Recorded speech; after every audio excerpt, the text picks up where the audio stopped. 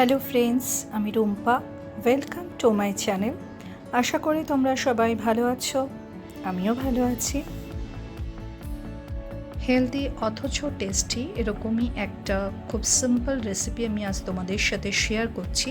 সেটা হলো সবজি দিয়ে বাটা মাছের ঝোল।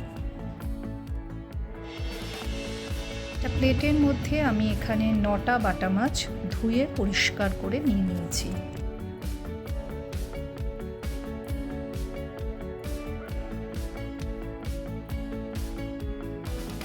ওয়ান টেবিল স্পুন পরিমাণ মতো নুন আর 1 টেবিল স্পুন পরিমাণ মতো হলুদ আমি মাছের মধ্যে দিয়ে দিয়েছি। তারপর নুন হলুদ দিয়ে আমি মাছটাকে ভালো করে মাখিয়ে নিয়েছি।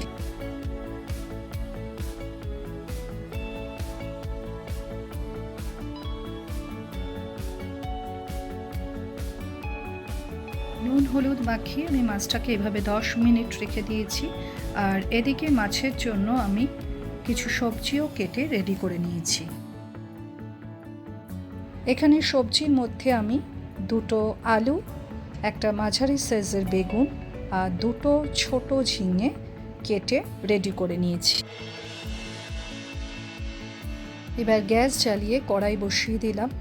কড়াই গরম হলে তাতে 6 টেবিল স্পুন পরিমাণ মতো সর্ষের তেল আমি কড়াইতে দিয়ে দিলাম।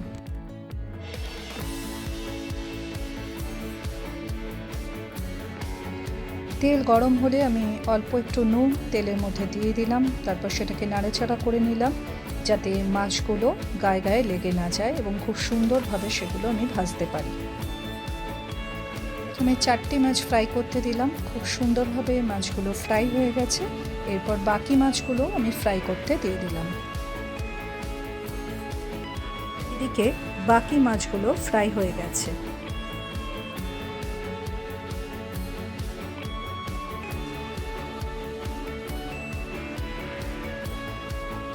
টমেটোকে কেটে পিস করে আমি একটা ছোট বোলের মধ্যে নিয়ে নিলাম।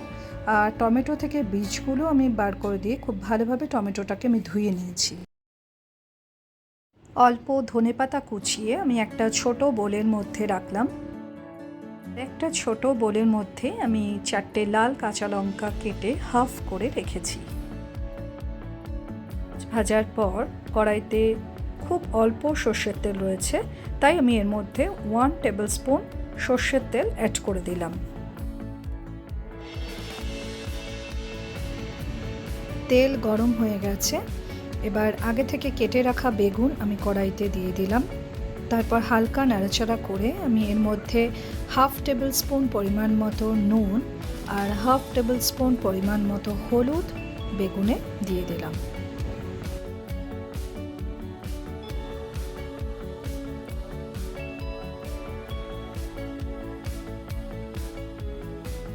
তারপর ভালো মতো নাড়াচাড়া করে আমি কড়াইটা ঢেকে দিলাম। 3 থেকে 4 মিনিট বাদে ঢাকনা তুলে দেখছি বেগুন খুব সুন্দরভাবে ভাজা হয়ে গেছে।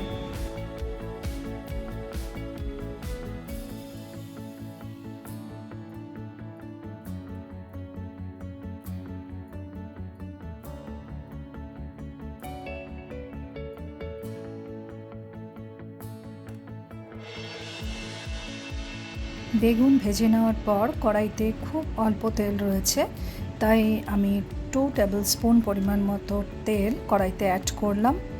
তারপর তেল গরম হলে আমি এর মধ্যে কালো জিরে ফোড়ন দিয়ে দিলাম। আর যে আলুগুলো আমি কেটে রেখেছিলাম সেই আলুটাকে এবার আমি ভেজে নিচ্ছি। এবার আলুর মধ্যেও আমি হাফ টেবিল স্পুন পরিমাণ মতো নুন আর হাফ টেবিল স্পুন পরিমাণ মতো হলুদ দিয়ে দিলাম। তারপর আলুটাকে ভালো করে নাড়াচাড়া করে আমি এর মধ্যে আগে থেকে যে লাল কাঁচা লঙ্কাগুলো আমি কেটে রেখেছিলাম সেগুলো আলুর মধ্যে দিয়ে দিলাম। তো এদিকে আলু ফ্রাই হচ্ছে আর আমি এদিকে একটা মশলা বানিয়ে নেব। এবার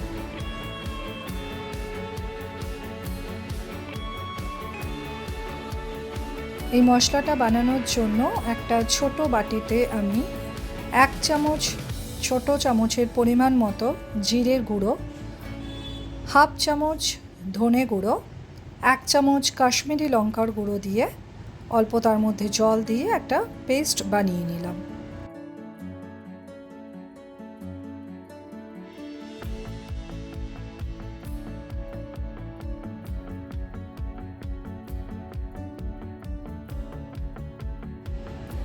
আলু যখন হালকা ফ্রাই হয়ে গেছে তখন আমি এর মধ্যে আগে থেকে কেটে রাখা ঝিঙে দিয়ে দিলাম।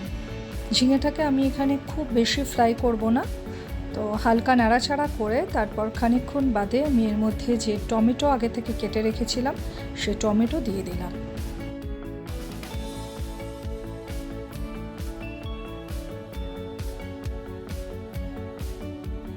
টমেটোটা ভালো করে মজে গেলে আমি এর মধ্যে যে পেস্টটা রেডি করে রেখেছি সেটা আমি দিয়ে দিলাম।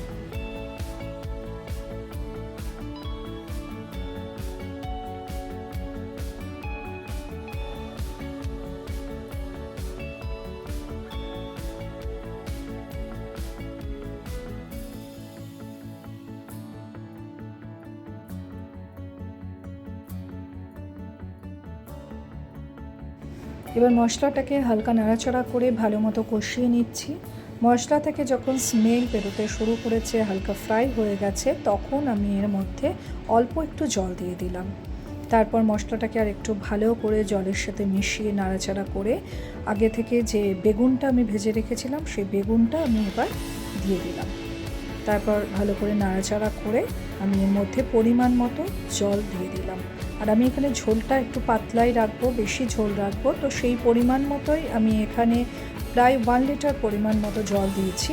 তোমরা যেরকম ঝোল রাখতে চাও সেই অনুযায়ী কিন্তু জল দেবে। এবার ভালো করে নাড়াচাড়া করে সমস্ত সবজির সাথে আমি মিশিয়ে দিলাম। তারপর যখন ঝোল ফুটতে শুরু করেছে তখন আমি কড়াইটা ঢেকে দিলাম।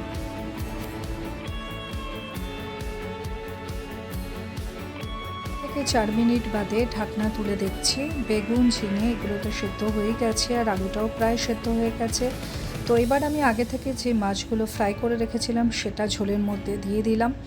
তারপর আমি আবার কড়াইটা একটু ঢেকে দিলাম।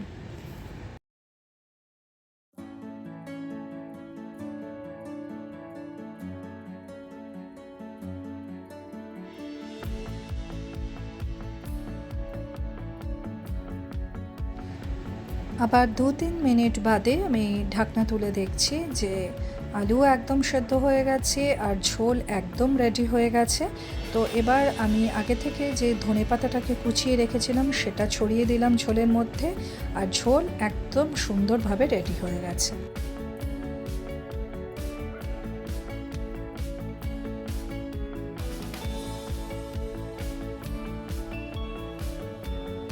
এভাবে পাতলা বাটা মাছের ঝোল খেতে আমার তো খুব ভালো লাগে, তাই আমি তোমাদের সাথে এই রেসিপিটা শেয়ার করলাম।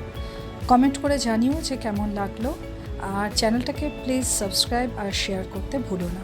সবাই খুব ভালো থেকো। Thank you.